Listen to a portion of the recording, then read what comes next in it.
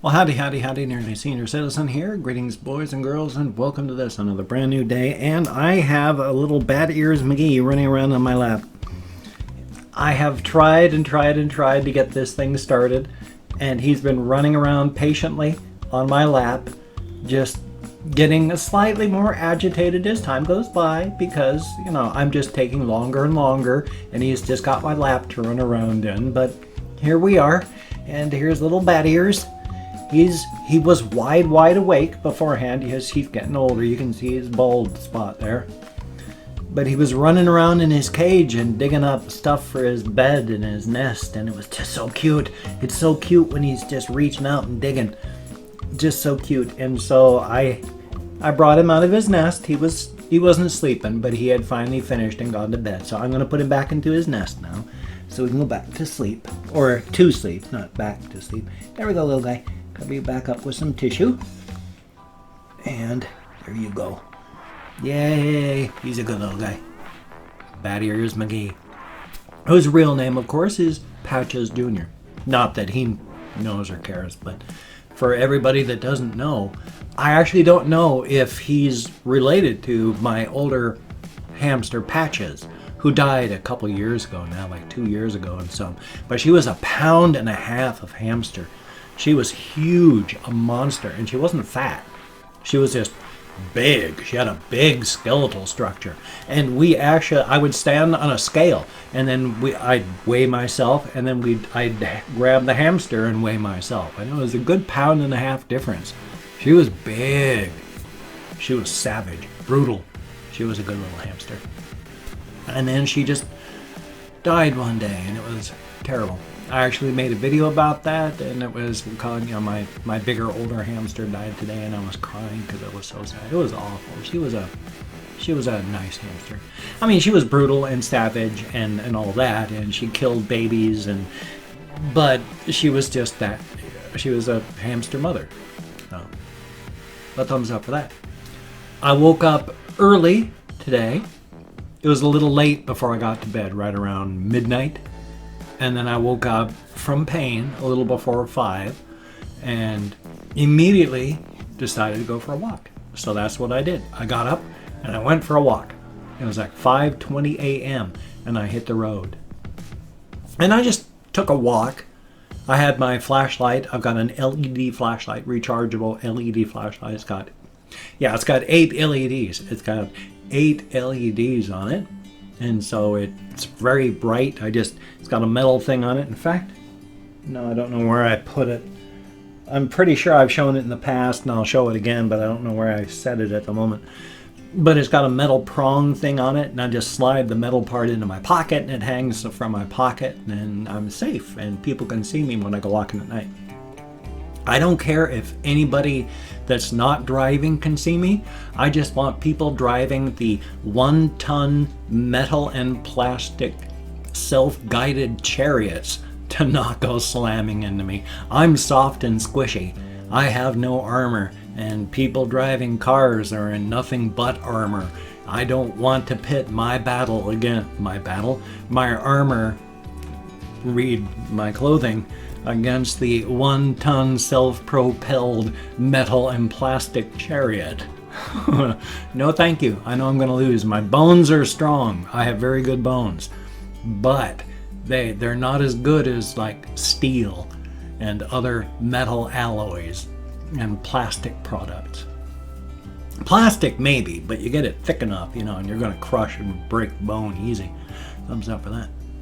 Now, I do have very strong bones. I have taken some nasty falls, even semi-recently, in the past, in the past 4 years. Because about 4 years ago, I was walking in the house that my wife and I lived in before the bank took it, and I actually fell asleep while walking, to show you how exhausted I was. And so I was walking, fell asleep, woke up just in time to put my hands up, but I came down hard on my hip. That was, 4 years ago, 51. I could have broke my hip. That would have been bad, but I've got pretty solid, strong bones. Thank goodness for that.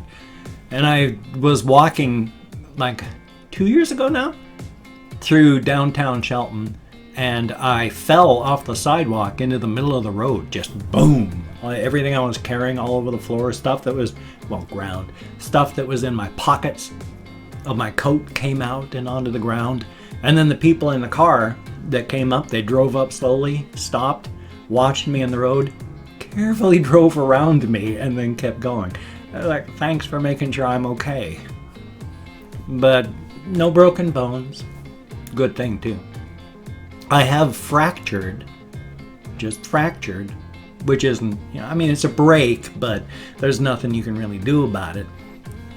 At least one rib and 2 toes. The toes were back when I was like in my 20s, and I was really drunk, of course, and I was in the Air Force. And for whatever reason, well, I mean, first off, our lockers at this point in this place, they were like school lockers. The doors were like 6 to 8 inches up off the ground, and you opened it up, and it was the metal door that went zoom, and that was your locker. That's what you put your stuff in, and you could lock it up. For whatever reason, I fell straight backwards in, not panic, but what you do is I kicked out a foot to try and retain my balance. And so as I fell, the leverage from that combined with the kicking action of my foot went wham with the toes right into the bottom part of the swinging metal door of my locker. Yeah, I didn't get x-rays, so I only can go on the way that it felt, but my toes hurt for about 1.5 years. And whenever I walked, they hurt for 1.5 years. So I figured I fractured the bones.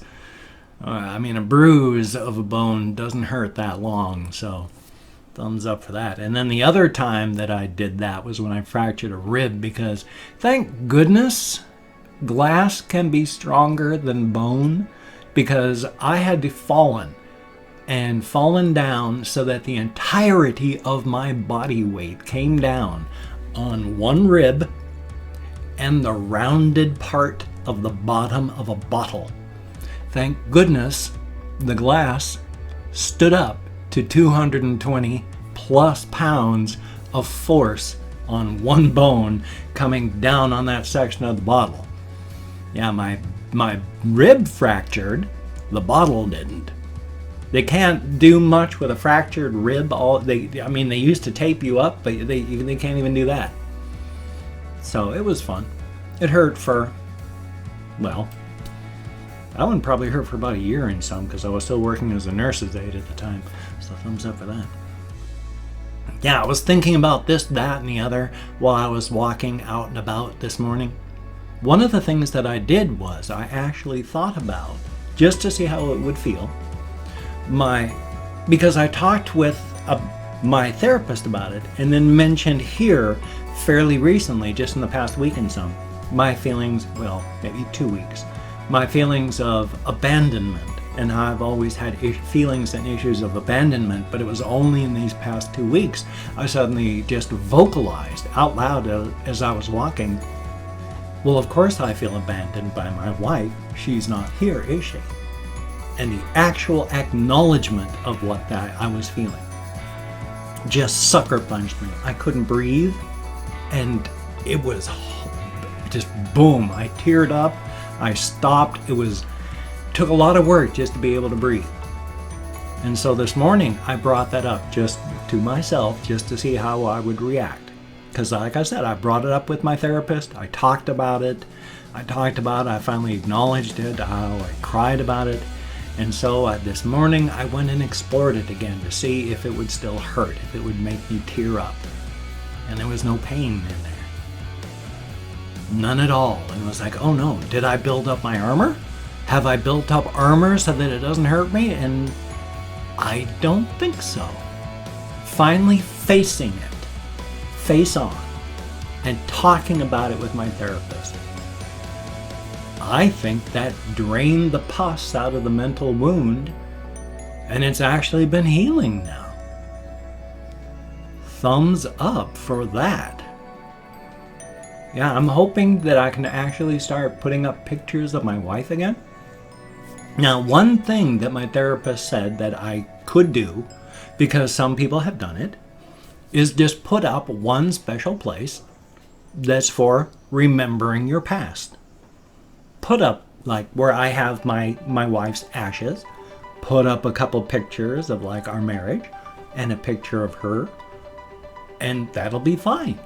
I don't have to wallow in reminiscence, but don't run away from it either. Remember and cherish the good. Let go of the stuff that hurts. Because most of the stuff that hurts not because it was actually painful, but just the way we're reacting to it. So thumbs up for that. Yeah. And then yesterday, I need to come up with a better way to do things. I produce a ton of videos, too many videos. I produce a lot of things, but I don't know what else to do. Because if I don't have anything to do, I literally have nothing to do. In fact, when I wake up in the morning, I do great because I come in here, I wake up, and then I do a video. And that's awesome. And then I get myself ready and I get a reaction video done, and that's good. And then I take the time and I do a game video and I record and I edit and I render that, and I'm doing great. And then I upload that, and it's anywhere from 2 to 4 o'clock in the afternoon, sometimes later, sometimes even 6 o'clock, depending on how behind I am. But then when that's done, bam, full stop. I have nothing to do anymore. Nothing to do. Nothing to do.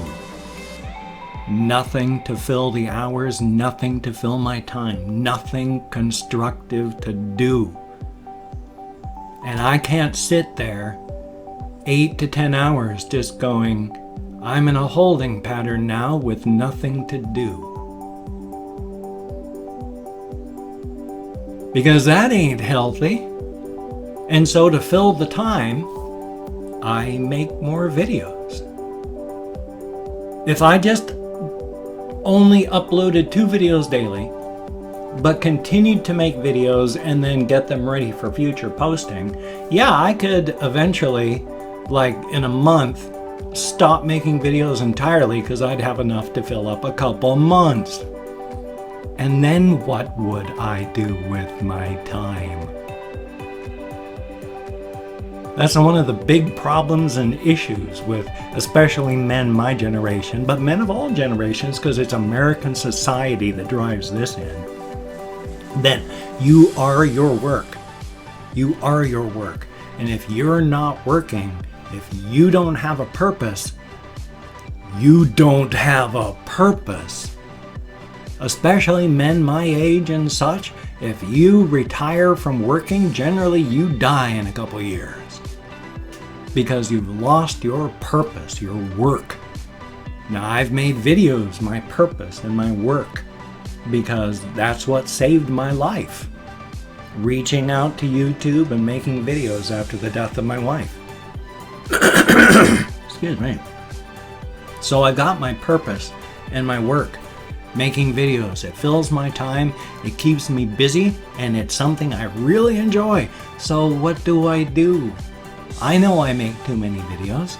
That's subscriber burn. There's no way anyone can keep up with the stuff that I do. It's impossible. I do too much, especially days like yesterday.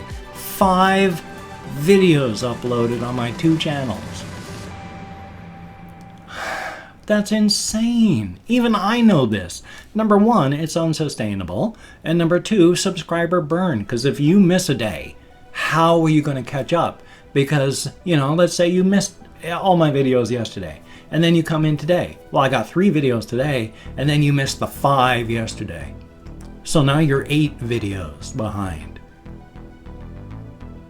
Do you try to catch up? Or you just go, oh my God. And then either give up trying to catch up and give up watching, or just go, I'm going to start from right now. And then all those ones I missed. I do too much. I know it's subscriber burn. but I don't know what else to do. I need a purpose for my life. And this is something that I really enjoy. I am an extroverted introvert.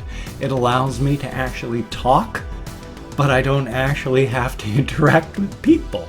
I've always been an introvert. I only met my wife because I met her at work.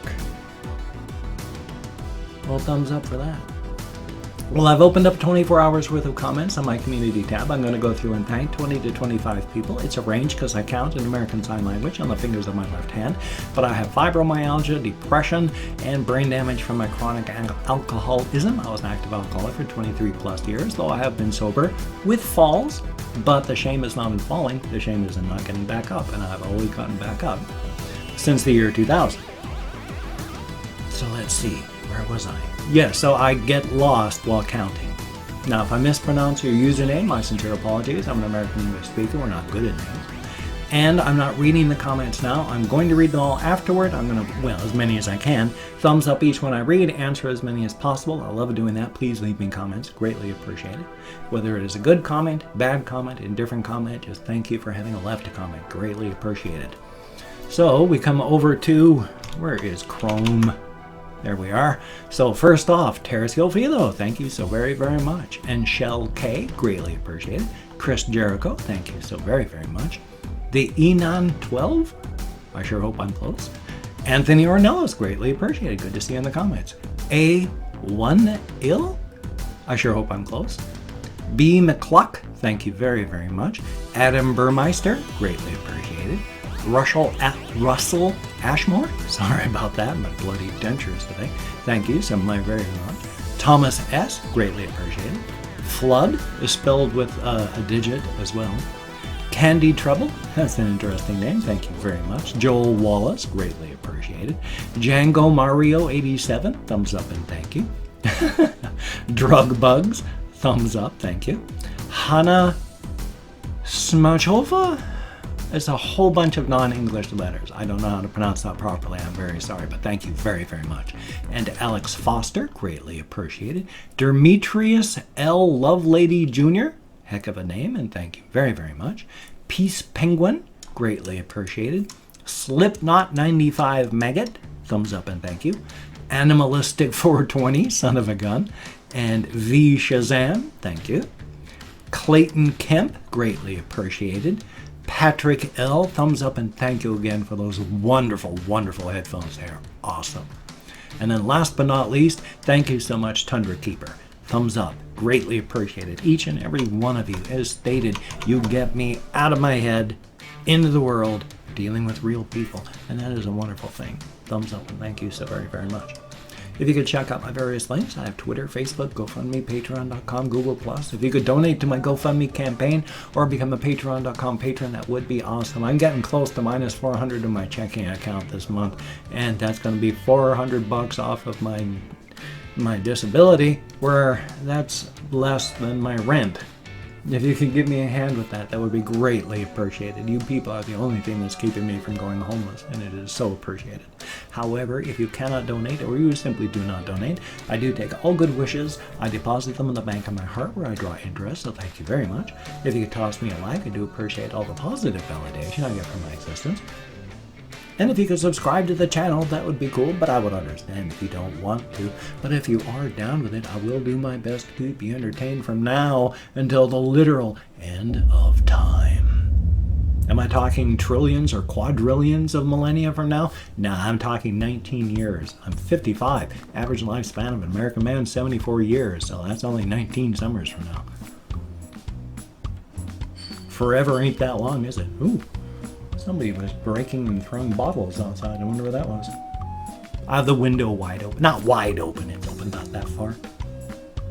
Stale, stagnant air makes me feel terrible. And air that doesn't move is stale and stagnant. So I keep the window open so there's air circulation. I got a game video coming up, got a reaction video coming up. If I don't fall asleep, I'll hopefully have a game video from my game channel. Thumbs up for that, a very good thing. If you could check that out and maybe help me get it monetized, that would be awesome. Greatly appreciated. Well, hey, you take care. Have a great day today. I will see you on the flip side. I didn't even have a time to talk about Humble Bundle. Hey, go there and do stuff. They pay me if you buy things. It's paid. So anyway, you take care. Have a great day. Thumbs up.